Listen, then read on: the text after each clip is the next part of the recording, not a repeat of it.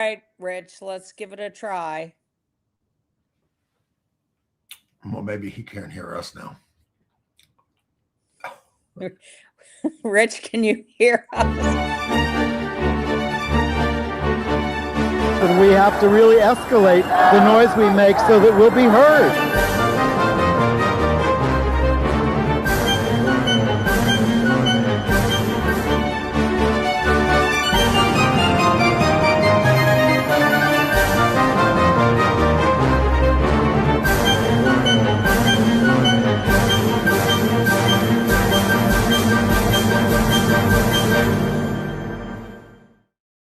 Welcome to Gay USA. I'm Andy Hum, and I hope you can hear me. I hope so, too. We started 39 seconds late. Make note of that, Andy. And we have been dealing with technical problems, so we hope for the next 58 minutes that this holds. And we want to wish you a happy Martin Luther King Day on Monday, when it is marked, because you won't be hearing anything about it from the White House. What we have heard is horrible things about poor Renee Nicole Good and her wife. She was murdered by ICE in Minnesota, leaving her wife, Becca, and 3 kids behind. We'll talk a lot about that at the top of the show. And 6 federal prosecutors in Minnesota who were pressed to investigate Renee's wife have quit in protest, and another 5 from the Civil Rights Division who were told you can't do a civil rights investigation about what ICE did. Let me just repeat that for a second. They were told to investigate Renee's widow, Becca, not the ICE guy who killed her, not anything about ICE, just the widow who was walking around with a cup of coffee in her hand. Oh.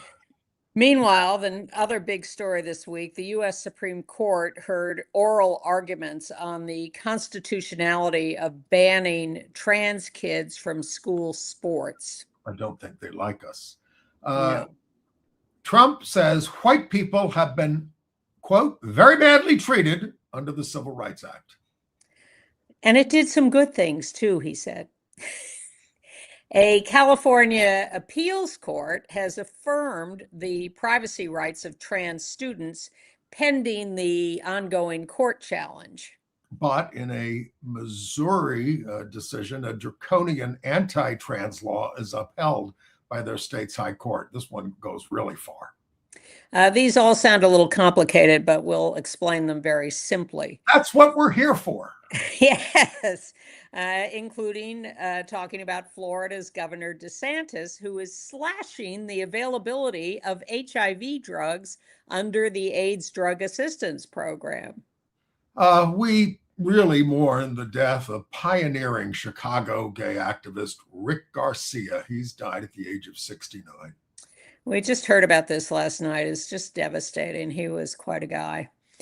Alan Cumming got his star on the Hollywood Walk of Fame and has a message for us in these troubled times that we'll play for you.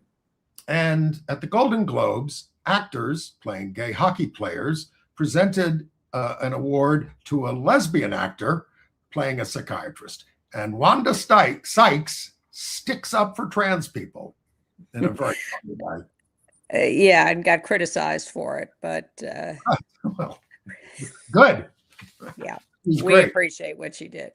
So clearly the overwhelming news story of the week is the tragic murder of Renee Nicole Good in Minneapolis by the ICE agent Jonathan Ross. Just horrifying, and I'm sure you've seen it a billion times by now. Let's start by showing you a picture of her. There she is, according to Kristi Noem, a lunatic domestic terrorist. Right. She was an award-winning poet, 37-year-old mother of 3. Her private Instagram account featured a flag emoji. She was a beloved member of the community, and she was there doing ICE Watch, basically, along with the kind of stuff that you're doing here in New York, and with lots of other people. And, it's all about protecting their neighbors. And so, look, her family described her as a devout Christian, not an activist in general. She sang in a church choir. She took youth mission trips to Northern Ireland. She was a dental assistant, a credit union employee, and an advocate for immigrants. She had just dropped her 6-year-old son off at school, she and her wife, Becca, and they were driving. There they are together, Becca in front and Renee behind. They were driving home. They lived just nearby where all of this happened. And they saw that ICE was out in the streets and that there were protesters trying to document the bad deeds of ICE. And so they stopped to get involved, to videotape what was going on, and to be present witnesses to it. They did not organize the protest. They did not plan to be there. They had just happened upon it and stopped by, and were trying to be good citizens, keeping an eye on the invasion of Minneapolis by these violent ICE agents. The footage you see day after day of what the ICE agents are doing to people in Minneapolis it's unbearable, and it's domestic terrorism. It is, and it's the kind of thing that you might as well compare it to the Iranian protests and what the Iranian guards are doing to protesters there. You could switch those images. Except that Trump wants to bomb Iran because of what they're doing to protesters while he inflicts ICE on our cities. It's just, it's so mind-blowing to me that the ICE agents are continuing this vicious, violent assault, dragging people out of their cars at a gas station. They went into schools. They are going everywhere to try to just assault and dehumanize and now murder people in the streets. Well, that's Renee, what they were hired to do. And most of them are like sort of insurrectionist types. They're not screened, or they are screened for that. They want those kind of people. I mean, this guy, Jonathan Ross, has a history of affirming white supremacy things in his account. And we might as well show the 50-second video that he took. Watch what happens.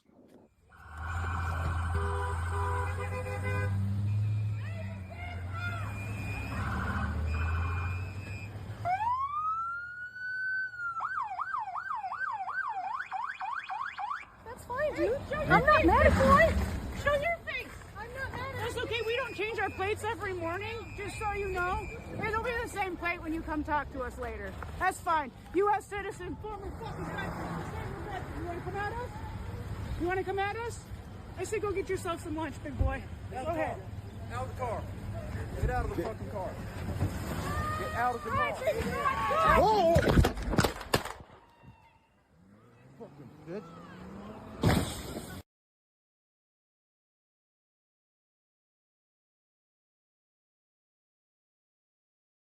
Oh, so correction, Becca was holding a phone and using the camera, not a cup of coffee. Right. And I haven't heard a single serious law enforcement person say anything other than this was all wrong.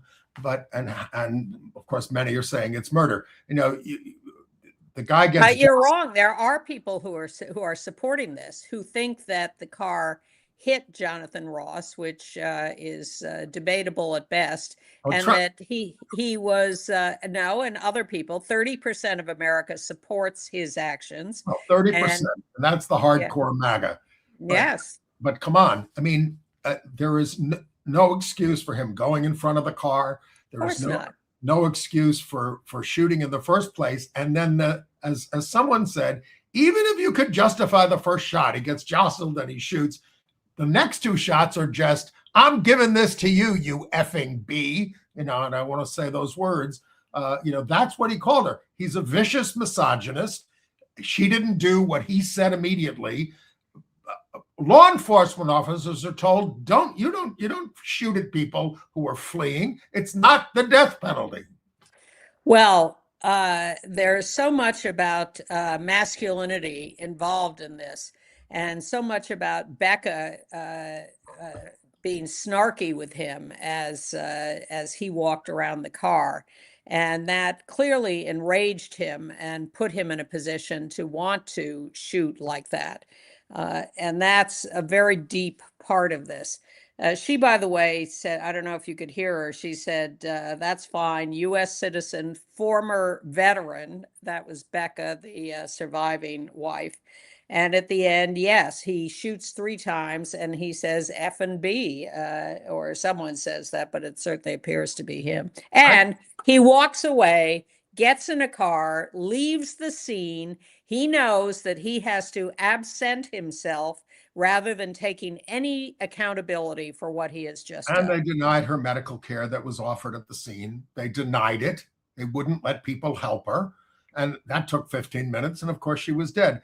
I have to read, look, this may seem obvious to you if you've been following the news, but I want to read something that Lucian Truscott wrote this week. He says, if you haven't noticed, Trump's given up on sending the National Guard into cities because they're not reliable in terms of, the viciousness that he wants. So his normal people need not apply to ICE. They aren't trying to recruit people to defend the United States like regular Army and National Guard people are hired to do. They're recruiting an army of civilian stormtroopers, overpaying them. They start off with a $50,000 bonus at the, when they sign. Well, you may remember at the beginning of this administration, the huge bill that they passed to fund ICE in enormous amounts. So they're all about, and as we've said, they're all about creating repression and fear. And the only way to stop them, you have to take away this funding. And of course, the Democrats are like, we don't want to abolish ICE. Well, okay, then make them do their jobs like human beings.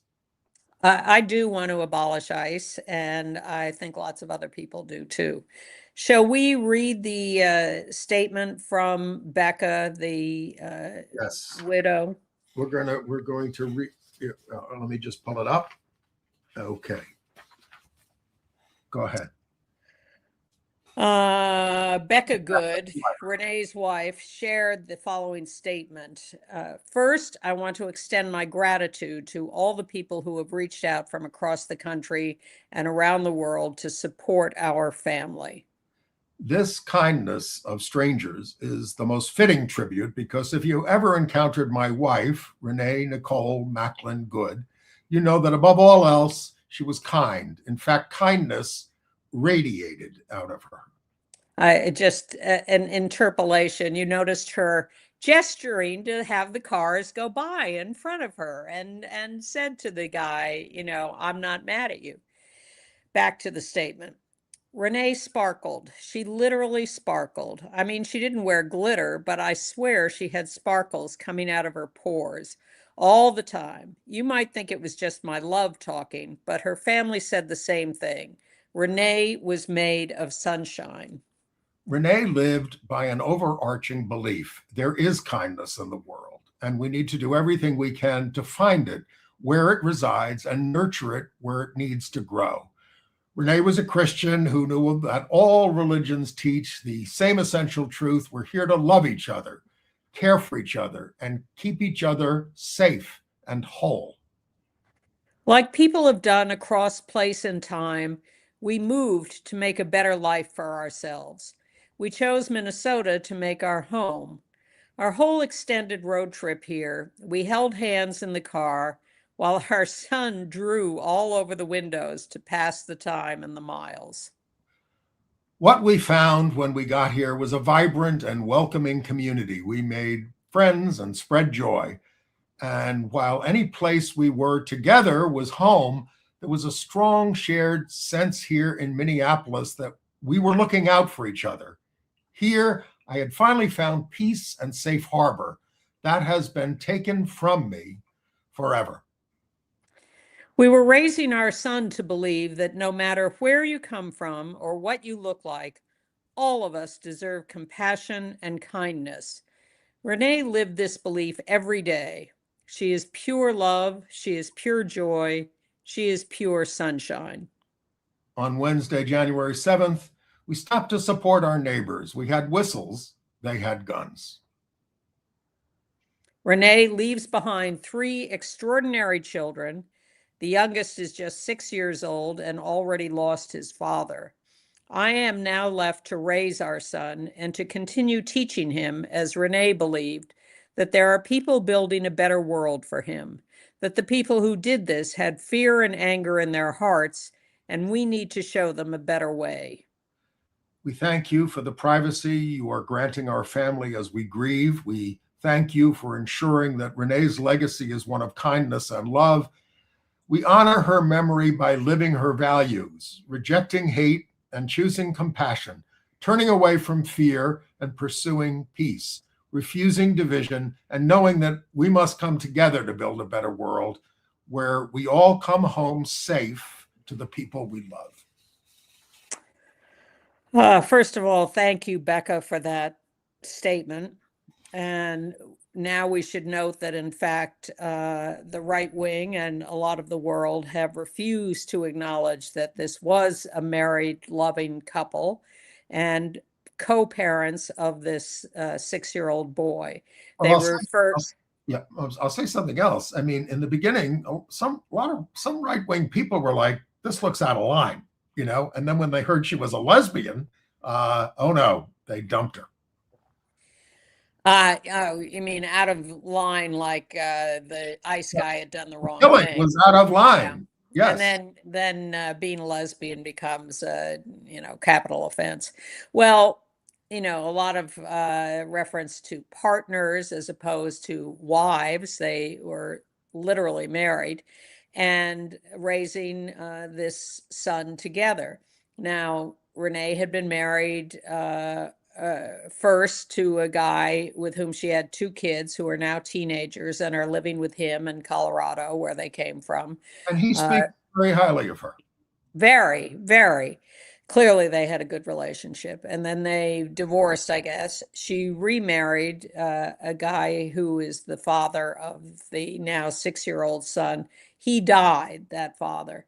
And so now that Renee has been murdered, people are referring to the son, the 6-year-old, as an orphan. Well, he's not an orphan. He has a stepmother in Becca, who has been his co-parent, his other mother, for some years now. And as she says in her statement, she will be raising him. So to refer to him as an orphan, technically he's lost his birth parents, but he is not an orphan. He has her, he has grandparents, and who knows how many other relatives. And the erasure of this family as a loving whole is just another horrible chapter in this story. And, you can go through the news reports and they vary wildly in terms of reporting it accurately. But a GoFundMe page was set up to support, quote unquote, Renee Good's wife and son. They just tried to raise $50,000. In a few days, they raised $1.5 million. And then the page was closed. The guy who set it up, Matty Weiss, said, if you're looking to donate, we encourage you to support others in need. We are grateful. Yes, they reached their goal. Meanwhile, there's also a GoFundMe page for Jonathan Ross, the killer. That has raised $700,000. 10,000 of which comes from Bill Ackman, the billionaire hedge fund manager and close friend of Trump, who said he also wanted to donate to Renee's family, but, her page was closed. So there are people on both sides. I hate to even describe it as both sides, but it is a horrible, horrible event. And of course, the one bright light here, aside from meeting Renee in death and finding out what a wonderful person she was, and Becca and that adorable child, is that this has brought attention to what's happening and to them as a loving lesbian family, but to the vicious cruelty of ICE. And, the Department of Justice, quote unquote, made a decision early on that the only problem here was Renee. And so they said, we want her investigated and we want the wife investigated because we want to prove that they were radical activists and blah, this is part of their narrative. And so 6 Minnesota veteran federal prosecutors, not all that liberal in many cases, they resigned. And then the Civil Rights Division, which is based, I think, in DC, they resigned because Trump stooge Todd Blanche, the man who's trying to free Ghislaine Maxwell from prison, will not open a civil rights investigation into the actions of Jonathan Ross. He only wants to investigate the victims. So 5 people in the senior people in the department have resigned over that. So I think what's going to happen eventually is, who are they going to have to argue their cases? I know they do very well with these Trump judges for the most part, not always. But if you've got crap lawyers, you're going to start losing a lot of cases. Well, they have lost a lot of cases, but I think there is no end to the number of Trumpista lawyers who are willing to jump in and work for him. The FBI is now investigating Renee. Well, J.D. Vance said that the ICE agent who killed her deserves our gratitude. And of course, they're blocking out the Minneapolis and Minnesota officials from being part of the investigation. Yeah, but Ellison, Keith Ellison, former congressman, now Attorney General of Minnesota, is quite adamant about pursuing an investigation, whether the feds collaborate or not. So I trust him to be quite aggressive about that. So, you've seen that there have been tons of demonstrations in Minnesota, and we're going to show you them from around the world.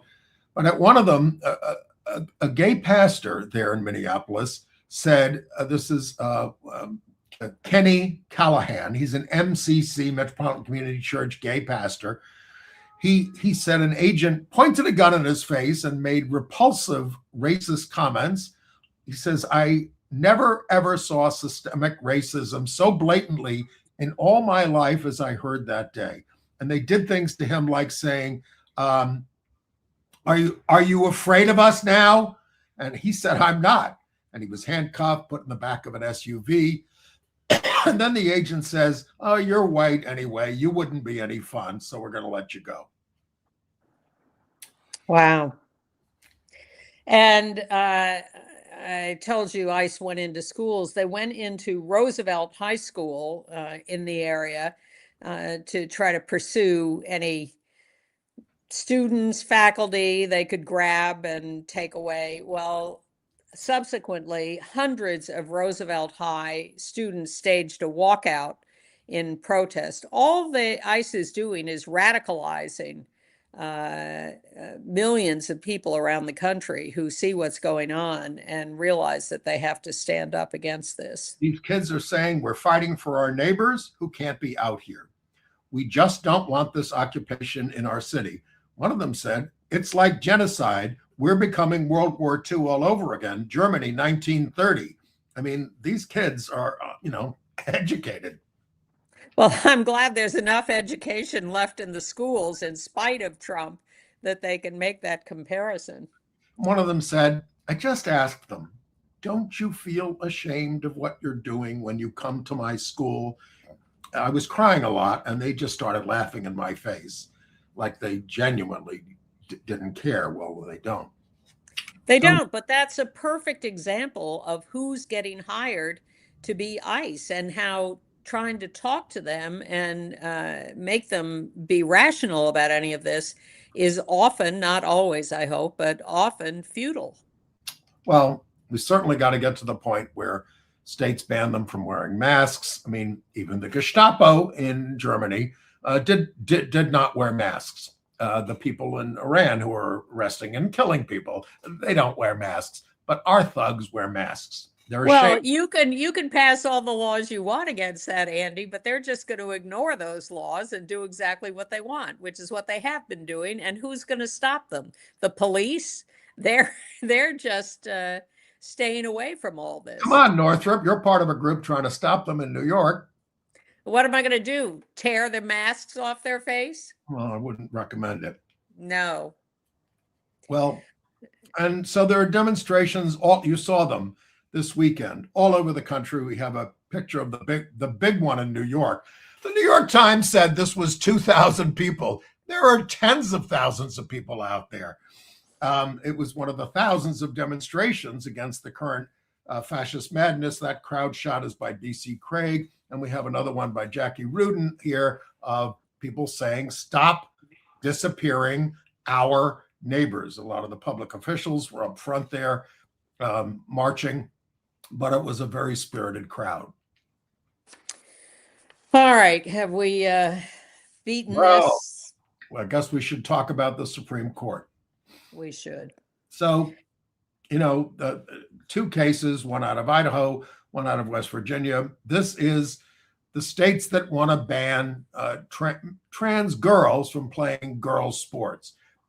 I mean, do some of the states actually say trans boys too? I was looking I read a fair amount about this, and I haven't seen any mention of trans boys. Well, during oral arguments, one of the lawyers for the states were saying, "Oh no, we're not trying to do that. Anybody can play on boys' teams." Really? Okay. Well, I'll tell you. Look, before this took place, there was a press conference by the far right, and the people, Riley Gaines and all the state AGs, and they're all saying, women's rights are under attack by the radical left, and we're just trying to protect our daughters. Now, of course, nobody at the press conference said, and you keep quoting President Trump, who's now said there are only two genders, do you support him, the guy who went backstage at his beauty pageant for underage girls and relished looking at them undressing? Are you standing with that person? Seriously. And sexually assaulted E. Jean Carroll and God knows how many others. And it's Jennifer, whatever. Well, look, it looks like, almost all the sources say who listen. And I listened to the whole thing, although I have to say some of the legal arguments were a little complicated. But basically, they are keen. The court is keen on upholding these laws. There are questions about Title IX and does it protect everybody against discrimination. The more progressive members of the court, the solid three, are trying to raise the question of shouldn't we have individual assessments of who really has an advantage, born assigned male, as opposed to those who have been taking puberty blockers and hormones and have presumably reduced their hormonal advantage. And that should be the standard, is looking at people individually. But the right-wing majority seems to want to just have a blanket condemnation of Sasha girls. Sasha Butchert, who is a Lambda legal attorney, said, "I feel a little bit better than I did after the Scrimeti case, which was about banning gender-affirming care for young people. Gorsuch appeared unwilling to abandon the court's Bostock ruling protecting transgender workers. And they left some outs. If they don't want to rule on this right now, there's a way to do it without totally screwing over the trans community."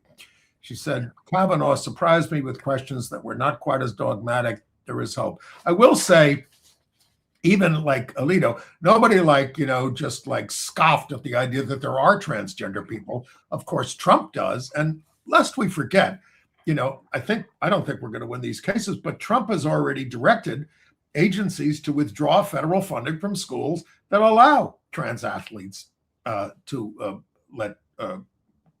play girls' sports. It's just more cruelty in action. Who can we be really mean to and gin up public hysteria? Well, so we'll one suggestion from our side was, look, they don't have enough information about the actual impact of puberty blockers and hormones. We don't really know the extent to which trans girls have any physical advantage, and therefore this should be sent back to the lower courts for more research and examination of the real scientific details. And that would certainly be a better outcome than just making a blanket ban. And in the blue states, officials and organizers are doing their best. There was a big rally. Well, it was raining and cold. I wasn't there. I'm not feeling well, as you might understand. That's why we're doing the show remotely today.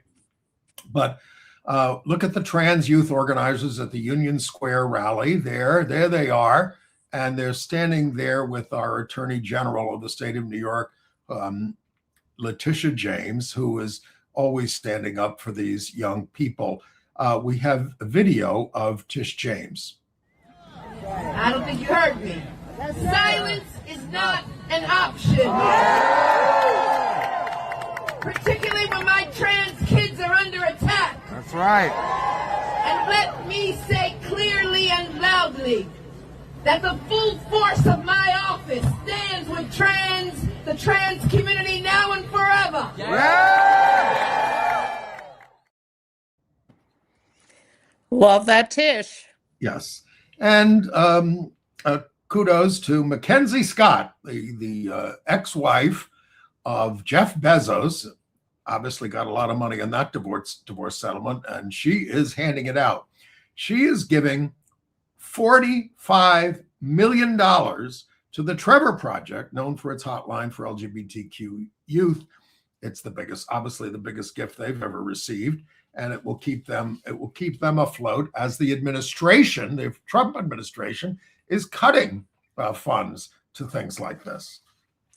And an update on the California question about whether teachers are required or allowed or not allowed to out trans kids in their schools to the parents using different pronouns or names. And that's gone back and forth, and it's being litigated in a big way. The last we told you was that the teachers had won the right to be able to out the kids to their parents in a lower court. But now a judge in California has stayed that ruling and is allowing and is barring any of that outing of those kids to their parents while the bigger case is being decided. And that could go on for another year at least. That lower court judge who made that decision trying to overturn that law is a George W. Bush appointee, most famous for striking down gun control laws, and in 2024 for shackling a teenage girl during her father's sentencing hearing, even though she was not being disruptive, conduct for which he was disciplined by the Ninth Circuit. And speaking of bad behavior, Elon Musk is now threatening to sue for full custody of a new baby he has sired with his ex, Ashley St. Clair, because she has apologized for past anti-trans comments she made. And Elon says he now wants the baby, who's 1 year old, because he's afraid that Ashley will transition him. Well, this is when you let people keep all that kind of money. They act like they can do whatever they want. And of course, what he does with his X site is now it's turning into a pedophile paradise for this Grok thing, where they take photos that you posted online of little girls and make them naked and things like that. And he's getting away with that. All right. And Texas A&M is getting away with forbidding a teacher to teach Plato and race ideology and gender ideology in a class because it's all too woke and pro-LGBTQ. Well, going back to the Supreme Court for a second, the next thing, big thing on trans issues they may have to deal with is the ban on trans troops. I have a little more hope for that. I mean, because it's so irrational, but they've all been thrown out. So the Human Rights Campaign held a ceremony presided over by General Stanley McChrystal, delivering remarks that said, I can't express my gratitude enough for all you've done. The purpose of you have that picture, Rich, of McChrystal with the trans people?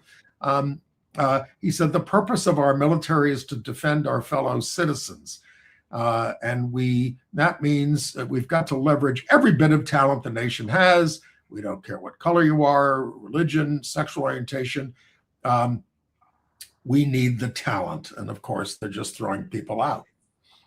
Well, my fear is that this and cases like it will be decided not on the basis of whether it's rational to throw them out, but simply on the basis of whether the Secretary of Defense and the President have the right to do whatever they want. And we've seen the Supreme Court tend in that direction. So I'm a little worried about that. Maybe Hegseth will be brought up on war crimes trial. The president said he believed that civil rights, he did that big interview with the New York Times. He believes civil rights era protections resulted in white people being very badly treated. He's always been concerned about reverse discrimination. I can remember Trump on Nightline in the early 80s. They did a thing on race with Ted Koppel, and Trump comes in there and says, what a great time to be a young black guy. The world is your oyster. You can go anywhere now. Meanwhile, he has withdrawn the United States and funding from 60 international organizations, including 31 at the UN. These are organizations dealing with climate, women's rights, gender, reproductive rights. He's out. We are withdrawing from the world. We just want Greenland and Canada and maybe Mexico. And his latest statement about Greenland, it's psychologically important to me, he said, to own Greenland. Psychologically important. If anything was revelatory, him saying that was pretty bold. More on the Kennedy Center, the Washington National Opera decided to leave, and they've been there since 1971. Rick Grinnell, the stooge director of the center, he is a self-hating homosexual, said that ending the arrangement would give the Kennedy Center the flexibility to bring in operas from around the world. And I'm sure now they're going to want to host all the Russian opera companies. Well, having spent some time demonstrating against Russian opera conductors and singers during the Sochi Olympics, I'm familiar with that crowd. And the administration is putting more pressure on the Smithsonian to hand over all their documents about race, DEI. They took down references to Trump's impeachment and as part of the the cultural National revolution. Portrait Gallery. Yeah. But one bright light, Mary Trump got married. Yes. Congratulations to her. But her to protect the identity and safety of her new wife, they're not talking about her name or showing pictures of her. This is the very artsy and sly picture of the two of them at their wedding, their small wedding. Back in October. Yes, in October. But they're very happy. Did you mention the Missouri Supreme Court upheld? No. They upheld, now this is really, they upheld the law against gender-affirming medical care for transgender adolescents. and Medicaid coverage restrictions for transgender people of all ages. I hope this kind of a thing can be challenged. On what basis can you do that? Well, it's being challenged, but Missouri is a very right-wing state in a lot of ways. I'm sorry, the Kansas City Chiefs are moving there from Kansas. No, they're moving to Kansas from Missouri. Maybe that's why. It was not so long ago. Democrat Claire McCaskill was the senator there. And then in Luguti, Indiana, they're being sued again for trying to block LGBTQ pride. They've lost in the past when they tried to do this. They keep passing new laws to try to stop it. They always lose, but they're trying to do it again. And it's a new day in Virginia.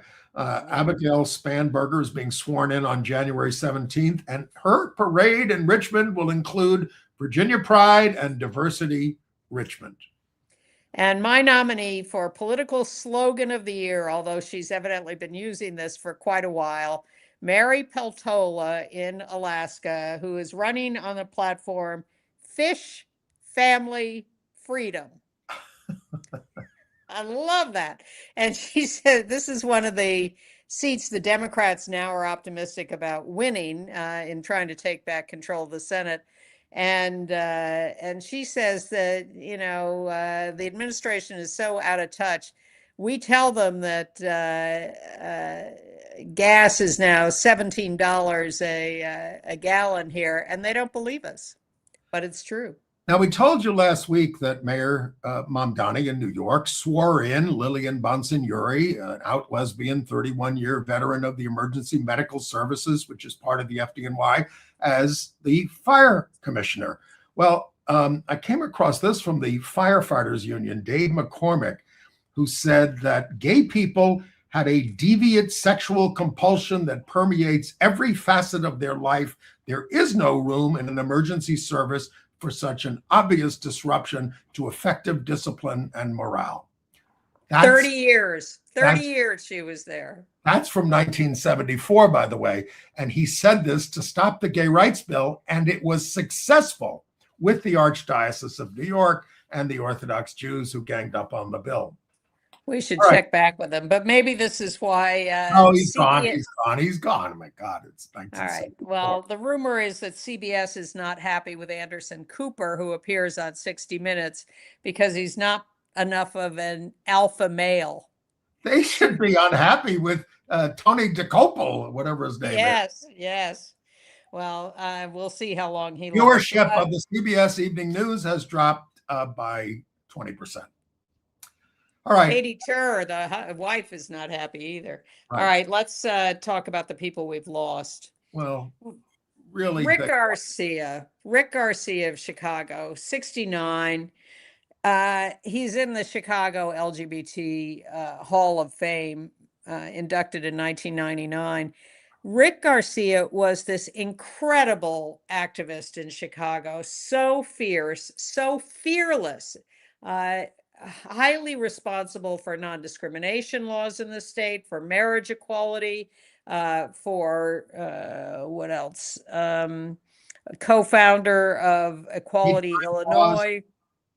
In the late 80s, he was part of something called the Gang of Four, a group of activists that got together and finally got the gay rights ordinance passed there in 1988. Here's a montage of all the people and things that he was doing all those years. He was also a Dignity Catholic activist. Yeah.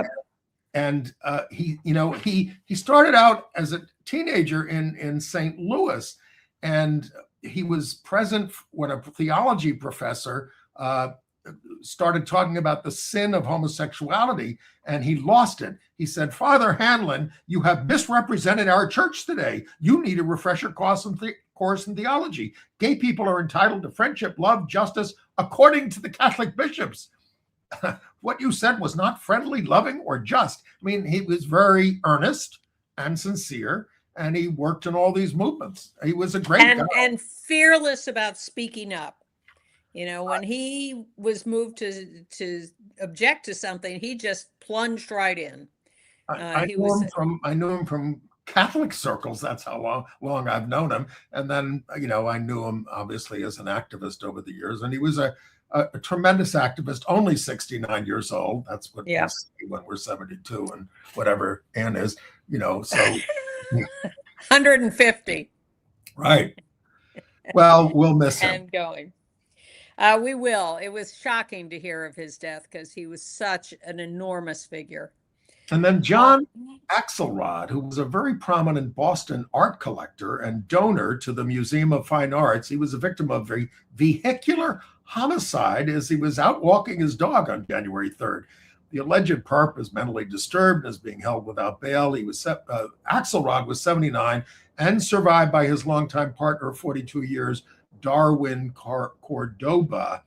I mean, he donated 377 pieces of American modern design to the Museum of Fine Arts. He was a beloved figure there in the Jewish community and in the gay community. All right, moving on to international news. Well, yeah. Data from hundreds of public bodies in England show that only 4 complaints about trans women in women's single-sex spaces were made over a period of 3 years. I mean, they, of course, the government over there, the Labor government, has dumped trans people and, will not stand up for them. But this is one of those things that was not a problem. It's not a problem here either. They surveyed hospitals, domestic violence shelters, restrooms, changing rooms, and asked about whether there had been incidents or complaints in between 2022 and 2024. Four showed up, and some of them were just theoretical complaints. Right. In Australia, and by the way, the Labor government over there is failing. I mean, they're in power for several more years, but they're in the toilet in the ratings, and they're creating room for the fascist Reform Party to win. And a survey in the U.S. asked people here whether they thought transphobia was a problem for Republicans, and by a vote of 2-1. Survey respondents said, yes, they are bigots, and this is a problem for them. Okay. In Australia, we had told you about Josh Cavallo, Australia's first openly gay men's footballer, but he was with the Adelaide United, and there he is, proposing to his partner there on the pitch in the stadium. But he claimed he was kept out of Adelaide United's hierarchy, not because of injury, but due to his sexuality. So he has moved to the UK. Now, the guy the longtime chief executive of Adelaide publicly condemned homophobic abuse. They're going to hold a Pride Cup. He says, we want everybody to feel welcome, but Josh did not feel welcome. He overheard a lot of snickering by his teammates and was the subject of harassment and abuse. And so he's now in the Premier League in the UK. Okay. AIDS news. Mpox, do you have Mpox cases have fallen in New York City for the second month. So they're going down. That's good. But still get your, your vaccines if they are. CVS is under attack. They had been refusing to cover the long-term injectable PrEP drug, lenacapavir, that's a twice-a-year injectable. They have changed their minds. They will cover it. It's known as Yeztugo. So that's now available at CVS. But Florida is cutting its AIDS drug assistance program. And evidently, it doesn't have to. It's not that it's run out of money. It's that they've made a decision to do this. It's just that they hate us. Yes, and they're going to cut about 2/3 of the people out of the program by putting new limits on income eligibility. So this is going to be a real problem for people with HIV. Well, and there's a big fight going on about whether they, as you say, whether they can do it. Yeah. Right. And in China, they're raising the tax on condoms making them more expensive because they're trying to promote more births. But meanwhile, of course, this is going to result in more HIV and other sexually transmitted infections because fewer people will use condoms. Well, all right. Entertainment news. Yes. Last week we did the show and we were catching up on 3 weeks of news. And I just want to say, first of all, I have finally seen the entire series of Heated Rivalry. I don't know if Me too. And, I guess I now know what all the fuss is about. I mean, I found it quite moving at the end, but I was everybody's talking about the main couple, but the Kip and Scott romance was really striking. Now, Scott is a pro hockey player who picks up, Kip, who works as a barista, and they start an affair. But I don't want to give too much away about this because it's a great story, and it is. And also, the guy playing Scott, Hunter, Francois Arnaud, is openly gay. He was on the right there, the taller one. Yeah, I had resisted watching it. I thought, I'm not going to enjoy this. And it did start slowly. I found the first couple of episodes were really a little tedious and not terribly engaging. I agree. But then it got going, and by the last couple of episodes, and there are only 6, but it's been renewed for a second year, it's much more emotional and deep. And there is plenty of sex, plenty of nudity, but no penises. Well, zero penises. A lot of rear ends, but no penises. We don't have penises or rear ends on this show. Well, we have them, but we're not showing them. We're not allowed to. And I neglected to say, when we talk about this show, it's a Canadian show. It was green-lighted by the head of HBO Max, who is an out gay man. That makes a difference. But the phenomenon is this: how did this thing become the biggest show on HBO Max? That's the and they're all over the place, these guys now. And now Hudson Williams, who plays Shane Hollander, one of the main characters, says now there are all these sports figures reaching out to him anonymously to talk about, basketball, football, everything, to talk about, being in the closet in the pro sports world. And so, Well, we'd like to think that means people will come out. We're not counting on it. But there are all sorts of things about this. The head of HBO Max is gay, and he was alerted to this by an HBO Max gay employee in Australia, and which I guess was showing it. But it was made in Canada by this company, Crave, which made it in less than a month and spent very little money on it. Now Crave, on the basis of this, is making a lesbian softball series, 10 episodes, which a league of their own. No, Slow Pitch.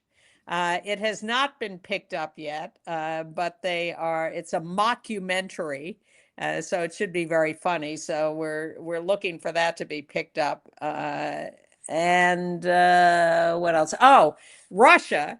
The Heated Rivalry is illegal in Russia, of course, because it's a no promo homo country, but everybody's bootlegging it. They're finding ways to watch this. It's very popular in Russia, especially because one of the main characters is Russian, and it's all about his Russian team versus the Canadian other star. He's Russian on the Boston team. That's true. But he goes back to Russia to play with his Russian team, I think. A beautiful scene where he speaks Russian to his partner. I do want to so those two actors, the main actors, Connor Story and Hudson Williams, they were asked to present the Best Supporting Female Actor award at the Golden Globes. So let's show this picture. And so those two are playing gay characters. They haven't discussed their own sexuality, but they presented the award to Erin Doherty, who made such an impression on the Netflix series Adolescence and is an out lesbian. The men walked out on the stage to Chapel Roan's LGBTQ anthem, Pink Pony Club, to present the award. And when they took the stage, they said, "Hi, moms, hi, daughters," which is an acknowledgement that there's a big female fan base for the show. I thought they were very lame in their presentation on the Golden Globes. That's a handicapist expression, but I apologize for that, but I was not impressed. I thought they well, were. I mean, they're neophytes. I mean, this is all new to them. Well, it wasn't. They were trying to be amusing, and it didn't work. Okay, but Wanda Sykes worked. Yes. She was a presenter, and she said, "Shout out to the Golden Globes for having me. You know, there are some people that are pissed off that a queer Black woman is up here doing the job of two mediocre white guys." And then one of the nominees was for, best comedic show was Ricky Gervais. Ricky, I love you for not being here, because if you win, she will dedicate the award to God and the trans community. Gervais is a famous atheist and also transphobic, and she did do that when he won.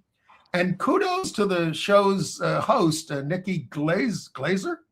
Yeah, wait, before you leave Wanda, she also got in a dig at Bill Maher and said, "We'd like to see less of you."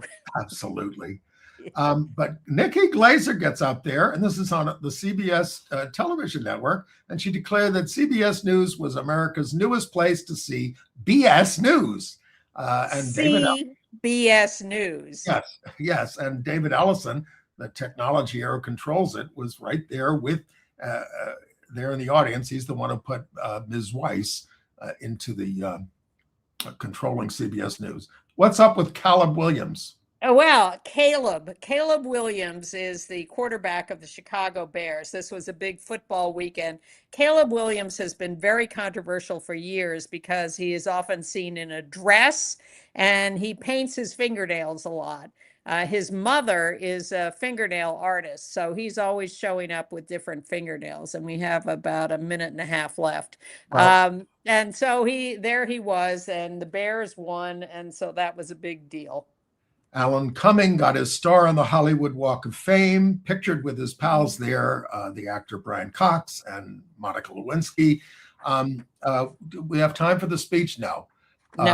No, but and then so it was wonderful. I'll link to it.